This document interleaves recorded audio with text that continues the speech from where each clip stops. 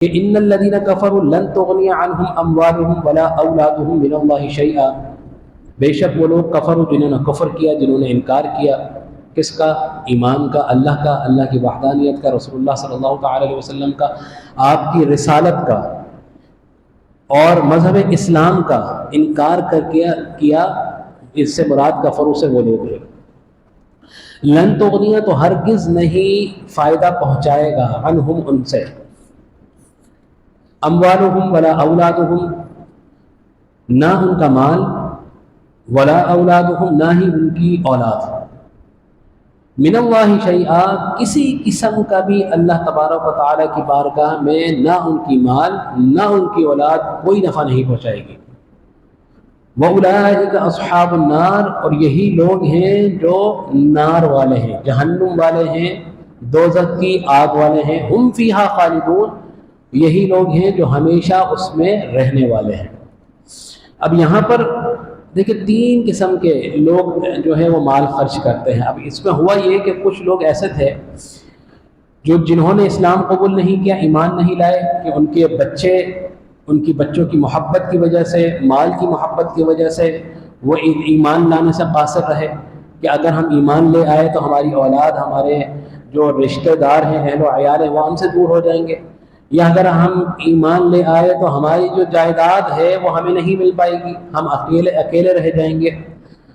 تو جس وجہ سے انہوں نے ایمان لانے سے وہ رکے رہے، تو اللہ تبارک و تعالیٰ واضح طور میں یہاں بیان فرما رہا ہے کہ نہ تمہارے مال نہ تمہاری اولاد بروز قیامت کسی قسم کا کوئی فائدہ اللہ کی بارگاہ میں تمہیں کوئی نہیں پہنچا سکے گا۔ اللہ کسی قسم کا کوئی فائدہ تمہیں نہیں پہنچائے گا۔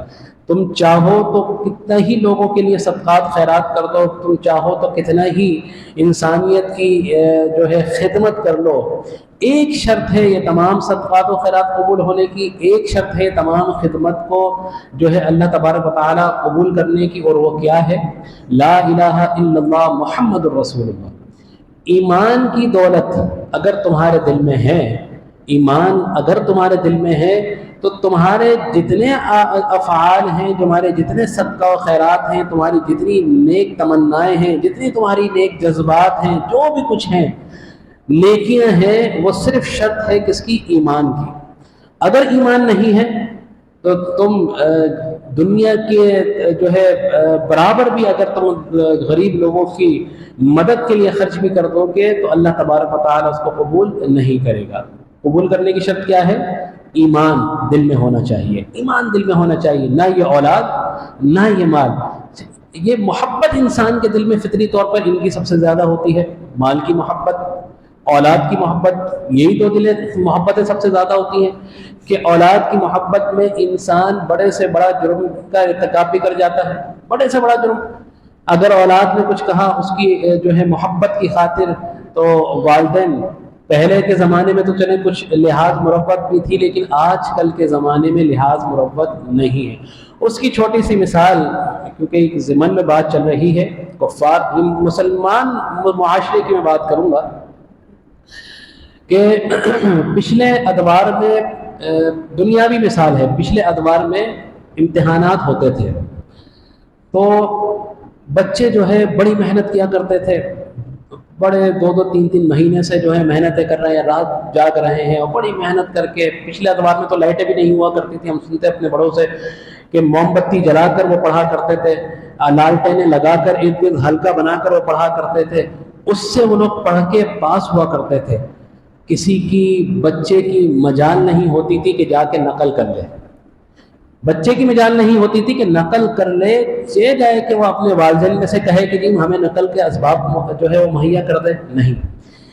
یہ آنکھوں دیکھی بات ہے، ان گناہگار آنکھوں نے دیکھا کہ اب یہ جو ہے وقت آ گیا ہے کہ بچوں کا معلوم نہیں کہ کس طرح پڑھ رہے ہیں، اور ہمارے انہی گلیوں میں، انہی علاقوں میں، انہی شہر میں، مسلمان معاشرے میں مسلم بچوں کے والدین جب اگلے دن پیپر ہوگا تو باپ اور بیٹا دونوں ساتھ گھوم رہے ہوں گے، باپ خود آئے گا کہ جی اگر کوئی کل کے نقل کے لیے اگر پرچہ آؤٹ ہو گیا تو دے دیں۔ کیوں کہ بچے کو پیپر کرانا ہے، بچے کو نقل کرانی ہے۔ معاشرے کی گراوٹ آپ دیکھ لیجئے کہ ہم نے اس کو کچھ سمجھنا ہی نہیں، کہ ہمارے لیے کچھ بات ہی نہیں ہے۔ اس بچے کی ذہنیت پہ کیا اثر پڑ رہا ہے کہ جس کے سامنے اس کا باپ جا کر کسی سے یہ پتہ کر رہا ہے یار 1000-2000 روپے لے لو پیپر آؤٹ کر دو، 5-10 ہزار روپے لے لو پیپر آؤٹ کر دو۔ یہاں تک ہوتا ہے کہ آپ جائیں بورڈ آفس کے چکر لگائیں، لائن لگی ہوگی، والدین لاکھ 2 لاکھ روپے دیتے ہیں بچوں کے نمبر بڑھوانے کے لیے۔ تو آپ دیکھیں کہ اپنی آپ نسل کو کس طرح برباد کر رہے ہیں۔ پھر جب وہ بچہ بڑا ہو کر آپ کے سامنے آتا ہے تو کہتے ہیں کہ دیکھو جی، پھر کہتے ہیں کہ جی بچوں کی تو تربیت ہی نہیں ہے۔ آپ نے خود اپنا حصہ کتنا ملایا ہے بچوں کی تربیت کرنے میں؟ کبھی سوچا ہے؟ کبھی نہیں سوچا۔ بڑے آسانی سے، اور اگر ان سے بات کی جائے تو یار بس چلیں کچھ نہیں، سب زمانہ کر رہا ہے ہم بھی تو کر لیں۔ زمانہ کر رہا ہے، معاشرہ کر رہا ہے۔ دیکھیں معاشرہ 10 لوگوں سے مل کر بنتا ہے، کم سے کم 10 لوگ ملے معاشرہ بن گیا، 10 سے نکلا ہے۔ تو اب انفرادی طور پر اپنے آپ کو تو ٹھیک کرنے کی کوشش کیجئے۔ اگر انفرادی طور پر اپنے آپ کو ایک آدمی نے بھی اپنے آپ کو ٹھیک کر لیا تو ہو سکتا ہے آپ جیسے بہت سے لوگ ہوں، آہستہ آہستہ ہی لوگ اپنی اصلاح کرنا لگے۔ لیکن یہ اجتماعی طور پر برائی، یہ ایک چھوٹی سی برائی ہے جو سامنے آئی، یہ میں نے آپ کے سامنے بیان کر دی۔ اس سے بڑھ کر اور بھی بہت سی ساری برائیاں ہیں جس کو ہم نوٹ نہیں کرتے، جس کو کہتے ہیں بس دنیا ہے، چل رہی ہے، دنیا گزار نہیں ہے۔ یہ آپ کے بچوں کی ذہنیت پہ بھی بڑا اثر پڑ رہا ہے، اور جب یہ بچے بڑے ہو کر یہ معمار بنیں گے، ایک معاشرے کو کا کردار بننا چاہیں گے، تو ان کی تو خود تربیت نہیں ہوگی تو اچھا معاشرہ کیسا تشکیل پائے گا؟ تو یہ ایک چھوٹی سی مثال تھی۔ تو لہذا لن تغنی عنہم اموالہم ولا اولادہم من اللہ شیئا، نہ تمہارے یہ بچے، نہ تمہارا مال تمہیں غنی نہیں کہ جس بچے کی خواہش پوری کرنے کے لیے باپ کو یہ نہیں پتا کہ اچھا برا کیا ہے، وہ اپنا مال بھی خرچ کر رہا ہے، بچے کی ناجائز خواہشات بھی پوری کر رہا ہے۔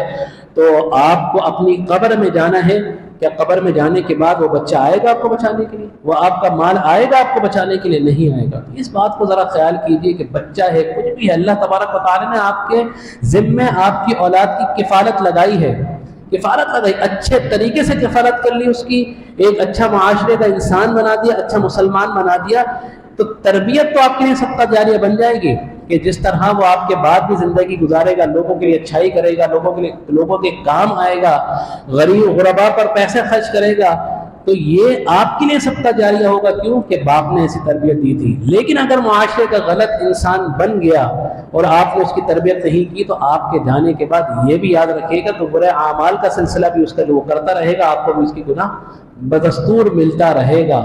یہ ون وے ٹریفک نہیں ہے، یہ ٹو وے ٹریفک ہے، اچھائی بھی ملے گی تو برائی بھی ملے گی۔ تو یہ بات ذرا بچوں کی تربیت کرتے ہوئے ذرا ذہن نشین کیا کیجیے، ذرا سی خواہشات کے پیچھے خود نہ بہجایا کریں کہ نہیں یہ بچہ ہے، چھوٹا ہے، اس کی خواہش پوری کرنے کے لیے اپنے ایمان کا کیوں سودا کر رہے ہیں، اپنی قبر کو کیوں خراب کر رہے ہیں، اپنی آخرت کو کیوں خراب کر رہے ہیں؟ تو ذرا اس بات کا خیال کیجیے۔ پھر آگے آیت میں اللہ تبارک و تعالیٰ فرما رہا ہے مثل ما ينفقون في هذه الحياة الدنيا كمثل ريح فيها سر أصابت حرث قوم ظلموا أنفسهم فأهلكها وما ظلمهم الله ولكن أنفسهم يظلمون، کہ ان لوگوں کی مثال جو برے کام کرتے ہیں اور جو کافر ہیں، جو ریاکار ہیں، جو منافقین ہیں، ان لوگوں کی مثال اس طرح دی کہ وہ ایسے ہیں کہ ان کا خرچ کرنا ایسا ہے کہ اگر کسی کے پاس بڑی کھیتی ہے، بڑی اس نے زمین فصل اگا رکھی ہے اور جاڑے کا موسم ہے اور خشک ہوائیں چلے، اور ایسے آدمی کی کھیتی پر آ جائیں کہ جو گناہوں کا مرتکب ہو، جو ہے اللہ کا نافرمان ہو، جو ریاکاری میں کام کرتا ہو، لوگوں کو دکھانے کے لیے کام کرتا ہو، تو وہ آ کے اس کی جب فصل کو برباد کر دیں تو وہ کہے گا کہ جی اللہ کی طرف سے عذاب آیا۔ ایسا نہیں ہے۔ قرآن پاک میں واضح طور پر ارشاد فرما دیا کہ ظلموا انفسهم فاہلکت، کہ وہ ان کی ہلاکت ان کی اپنے اوپر، اپنے نفس کے اوپر ظلم کرنے کے سبب کی وجہ سے ہے۔ اللہ تبارک و تعالیٰ وما ظلمهم اللہ، اللہ تبارک و تعالیٰ کسی پر ظلم نہیں کرتا، وما ظلمهم اللہ ولکن انفسهم یظلمون، وہ جتنا بھی ظلم کیا ہے انہوں نے اپنی جانوں پر، ان کے خود اپنے برے اعمال کی وجہ سے، بد اعمالیوں کی وجہ سے، ان کی کفر کی وجہ سے، ان کے نفاق کی وجہ سے، ان کی جو ہے ریاکاریوں کی وجہ سے ان پر یہ، کیوں کہ دنیا کو دکھانے کے لیے کیا تھا اللہ کے لیے، جو دنیا کو دکھانے کے لیے جو بھی کام کیا تو وہ دنیا میں ہی رہ جائے گا، اس کا اجر کسی قسم کا آخرت میں نہیں ملے گا۔ تو ایسے لوگ جو کافر ہیں بڑے بڑے خرچ کرتے ہیں، بڑی بڑی NGOs چل رہی ہیں، بڑے بڑے جو ہے ادارے چل رہے ہیں. آپ بحیثیت پاکستان اپنے آپ کو دیکھ لیجئے کہ ہم سال میں میرے خیال سے 11 مہینے تو جا کے بھیک مانگ رہے ہوتے ہیں. وہ لوگ جا کے ہمیں صدقات اور خیرات دے رہے ہوتے ہیں، اور وہ جا کے ہمیں جو ہے قرضہ دے رہے ہوتے ہیں، وہ بھی سودی قرضہ دے رہے ہوتے ہیں، تو ہم تو خود پیسے مانگ رہے ہیں جا کر. اب وہ جو ہمیں جو ہے صدقات خیرات دے رہے ہیں، تو وہ صدقات خیرات دینا بھی ان کے کام نہیں آئے گا. ہم تو اپنی آپ کو ہم نے تو زمین سے لگا لیا، ہم نے تو اخلاق اپنا کردار بالکل ہی زمین سے لگا لیا کہ ہم اپنے آپ کو کھڑے کرنے کے لیے تیار نہیں ہیں، لوگوں کے آگے ہاتھ پھیلانے کے لیے تیار ہیں. ہم نے تو اپنی عزت نفس کو اتنا مجروح کر لیا ہے. تو وہ جو صدقات خیرات کتنا بھی کر لیں، تو یہاں یہ بیان فرما رہا، پھر ارشاد فرمایا اللہ تبارک و تعالیٰ نے کہ قبولیت کا سبب صرف ایک ہے، اور کیا ہے؟ لا الہ الا اللہ محمد رسول اللہ. کہ ایمان اگر دل میں ہوگا تو آپ لاکھوں خرچ کر لیں، کروڑوں خرچ کر لیں، وہ قبول نہیں ہوگا. اگر ایمان دل میں ہوگا تو 1 روپیہ بھی خرچ کریں گے تو اللہ تبارک و تعالیٰ اس ایک کے بدلے 10 بھی عطا فرمائے گا اور 10,000 بھی عطا فرمائے گا. یہ آپ کی عاجزی و انکساری کے اوپر، آپ کی نیت کے اوپر. شرط کیا ہے؟ ایمان ہے، یقین اللہ کی ذات پر. ایمان کا مطلب ہے اللہ کی ذات پر پختہ یقین کرنا، اللہ تبارک و تعالیٰ کی ذات پر، اسی کو ایمان کہتے ہیں. تو یہ اللہ تبارک و تعالیٰ نے فرما دیا کہ مال اولاد کہیں بھی خرچ کیا، ریاکاری کے لیے خرچ کیا تو قبول نہیں ہے، کفر کے سبب پہ خرچ کیا تو لاکھوں خرچ کر دو، شرط ایمان ہے، قبول نہیں کیا جائے گا. پھر اگلی آیت میں ایک بہت اہم جو ہے وہ نقطہ اللہ تبارک و تعالیٰ نے یہاں پہ بیان فرمایا کہ یا ایھا الذین آمنو، اے ایمان والو. یہاں پر ایمان آمنو کہہ کر ایمان والوں کو مقید کر دیا کہ یہ بیان ایمان والوں کے لیے. پچھلا تو یہودیوں کے لیے تھا، منافقین کے لیے ہو سکتا ہے، ریاکاروں کے لیے بھی ہو سکتا ہے، لیکن یہاں آمنو بیان کر کے لا کر بیان فرما دیا کہ یہ خالصتاً ارشاد کس کے لیے ہو رہا ہے؟ ایمان والوں کے لیے ہو رہا ہے. کیا ہو رہا ہے؟ لا تتخذوا بطانۃ من دونکم، نہ بناؤ بطانۃ من دونکم، اغیار کو، کفار کو، مشرکوں کو، غیروں کو اپنا دستراز. اپنا دستراز نہ بناؤ. عادت ہوتی ہے نا کہ جا کے اپنے رازوں کو لوگوں پر عیاں کر دینا، اپنے گھر والوں کی باتیں ہیں، آپس کی اختلافات ہیں، جا کے باہر جو ہے یار یہ تو ایسا کر رہا ہے، وہ کیسے. یہ تو ایک سمپل ایک چھوٹے سے اس کے اوپر ہے. لیکن ایسا بھی ہے کہ بحیثیت قوم بھی اس طرح ہوتے ہیں کہ مسلمانوں کو چھوڑ کر غیروں کے ساتھ اپنے آپ کو کھڑا کر لینا، ان سے انسپائر ہو جانا، ان کے ساتھ اپنی ذاتی باتیں شیئر کرنا، ان کو اپنے راز بتا دینا کہ جی ہمارے پاس تو یہ ہے، ہمارے پاس تو یہ ہے، ہمارے پاس تو وہ ہے. کیوں کہ یہاں پر قطعی طور پر جب یہاں ارشاد آ گیا ہے، حکم آ گیا، تو معلوم ہوا کہ اغیار کو، کفار کو، مشرکوں کو دستراز بنانا حرام ہے. اللہ تعالیٰ تبارک و تعالیٰ کا قطعی طور پر حکم ہے کہ نہیں بیان کرنا چاہیے. کیوں؟ بطانۃ من دونکم لا یألونکم خبالا، کہ وہ تمہیں نقصان پہنچانے میں کسی قسم کی کمی نہیں لانے دیں گے. ان کو ذرا سا موقع چاہیے، اگر ان کو ذرا سا موقع ملے گا تو تم جتنا بھی ان کو اپنا سمجھ لو، ان کو ایک موقع بھی ہاتھ لگ گیا تو تمہیں نقصان پہنچانے میں کبھی نہیں چکیں گے. تمہیں نقصان پہنچائیں گے. کیوں کہ وہ تمہارے اپنے نہیں ہیں. تم نے اپنی آنکھوں پہ چادر اوڑھ رکھی ہے کہ اپنوں کو تو پیچھے چھوڑ دیا اور غیروں کو اپنا بنا لیا. تو قرآن پاک یہاں پر کیا ارشاد فرما رہا ہے؟ لا تتخذوا بطانۃ من دونکم لا یألونکم خبالا، کہ نہ بناؤ غیروں کو، کفاروں کو، مشرکوں کو اپنا دستراز. کیوں کہ وہ تمہیں نقصان پہنچانے میں کسی قسم کی کوئی جو ہے کوتاہی نہیں کریں گے، نہیں چکیں گے. قد بدت البغضاء من افواہہم، کہ ان کا جو بغض ہے وہ جو سینے میں چھپائے ہوئے ہیں. من افواہہم، ان کا بغض ان کے منہوں پر، ان کی زبانوں پر، ان کا جو غضب ہے، ان کا جو غصہ ہے ان کی زبانوں پر آ چکا ہے. اچھا اب ہوتا کیا ہے؟ کسی کے لیے اگر آپ نفرت کرتے ہیں، کسی کے لیے غصہ کرتے ہیں نا، تو ہوتا کیا ہے کہ ہماری جو زبان ہے وہ اس کا اظہار کرتی ہے، لیکن کیا 100% اظہار کرتی ہے؟ میرے دل میں کسی کے لیے نفرت ہے، اگر میں اس کا اظہار زبان سے کروں گا تو مشکل سے 10% یا 5% اظہار ہوتا ہے. اس سے زیادہ شدت میں نفرت اس کے لیے میرے دل میں ہوتی ہے، اس سے زیادہ کہ میرا بس چلے تو میں یہ کر جاؤں. ایسا ہوتا ہے نا، میرا بس چلے تو میرا دل تو یہ کر رہا ہے کہ میں ایسا کام کر جاؤں لیکن نہیں کر سکتا. لیکن زبان سے نفرت جو ہے وہ نکل رہی ہوتی ہے، پتہ چل جاتا ہے کہ نفرت ہے، لیکن اس سے زیادہ بغض دلوں میں موجود ہوتا ہے. قد بدت البغضاء من افواہہم، تم اپنے لیے نفرت ان کی زبانوں پر تم دیکھتے ہو. وما تخفی صدورہم اکبر، تو قرآن فرما رہا ہے اس سے زیادہ بغض ان کے دلوں کے اندر موجود ہے، اس سے زیادہ بغض ہے. وہ جو زبان سے اظہار کر رہے ہیں اس سے زیادہ بغض، کینہ، نفرت اپنے دلوں میں تمہارے لیے رکھتے ہیں. قد بینا لکم الآیات ان کنتم تعقلون، کہ اللہ تبارک و تعالی نے واضح کھول کر یہ آیات کی نشانیاں بیان فرما دی ہیں. لئن کنتم تعقلون، اگر تم عقل سمجھدار ہو. عقل اب یہاں دیکھ لیجئے کہ فلسطین پر ظلم و ستم ڈھائے جا رہے ہیں. اقوام متحدہ میں پاکستان ایسا تو نہیں کہ بالکل اکیلا ہے، مسلمان ایسا تو نہیں بالکل اکیلا ہے. انڈیا ہے، اس کے ساتھ ایران کی بڑی اچھی دوستی ہے، پاکستان کے ساتھ افغانستان، ایران، ان سب کی دوستی ہے. فلسطین کے سارے حمایتی ہیں. چائنا کی اتنی اچھی دوستی ہے پاکستان کے ساتھ، اور بھی دوسرے ممالک ہیں پاکستان کی اچھی دوستی ہے کہ فلسطین کے ساتھ نہیں. کیا کسی نے اقوام متحدہ میں جا کر جو امریکہ جو قرارداد پاس ان کے حق میں پاس کرتا ہے اسرائیلیوں کے، کسی نے ویٹو کی؟ چائنا کی آپ سے اتنی اچھی دوستی ہے لیکن کبھی نہیں آئیں گے، آپ کے مفاد کے لیے کبھی کھڑے نہیں ہوں گے. کیوں؟ کہ وہ آپ کے اہل مذہب نہیں ہیں، ان کا آپ سے مذہبی رشتہ نہیں ہے. تو یہ بات سمجھنے کی ہے. اور یہاں پر اللہ تبارک و تعالیٰ نے قطعی طور پر ارشاد فرما دیا کہ مسلمان اور کفار ایک دوسرے کے دوست نہیں ہو سکتے. ان کو اپنا دوست نہ بناؤ، ان سے دوستی نہ کرو، ان سے اپنا دستراز نہ بناؤ. اللہ تبارک و تعالیٰ قطعی طور پر یہاں پر حکم فرما رہا ہے. اس ارشاد کو اگر پس پش ڈال کر اگر کوئی کفار کو اپنا دستراز بناتا ہے تو کیا میں پوچھتا ہوں کہ اس نے قرآن کا انکار نہیں کیا؟ کیا اس نے اللہ تبارک و تعالیٰ کے احکام کا انکار نہیں کیا، حکم کا؟ اگر اس نے انکار کر دیا تو کیا آپ نے کفر نہیں کیا؟ کیونکہ قطعی طور پر اللہ تبارک و تعالیٰ نے ارشاد فرما دیا کہ اغیار تمہارے دوست ہو ہی نہیں سکتے. جب ان کو موقع لگے گا وہ تمہارے خلاف سازشیں کریں گے، تمہارے خلاف سازشیں کریں گے.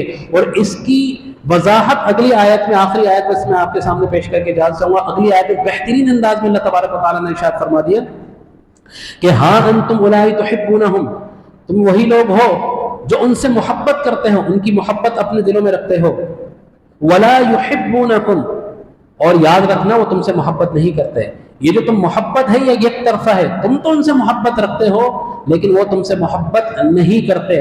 وَإِذَا لَقِيكُمْ قَالُوا آمَنَّا، اب یہ آیت منافقوں کے لیے ہے کہ کیونکہ مدینہ منورہ یہودیوں کا ذکر ہے تو حضور علیہ السلام جب مدینہ ہجرت فرما گئے تو یہودیوں سے آپ کا واسطہ مدینہ جا کر پڑا. ہجرت فرمانے کے بعد جو مدینہ کے اطراف میں موجود تھے وہ یہودی تھے، اور ایک طبقہ مسلمانوں کے خلاف سازشوں میں آیا. وہ کون سا تھا؟ وہ منافقین کا طبقہ تھا. تو یہاں پر یہودوں اور منافقین کے ساتھ جو ہے وہ بات ہو رہی ہے کہ وَإِذَا لَقِيكُمْ قَالُوا آمَنَّا، یہود تو واضح طور پر تمہارے خلاف سازشیں کرتے ہیں، لیکن ایک طبقہ ہے منافقین کا کہ ان کے دل میں نفاق ہے.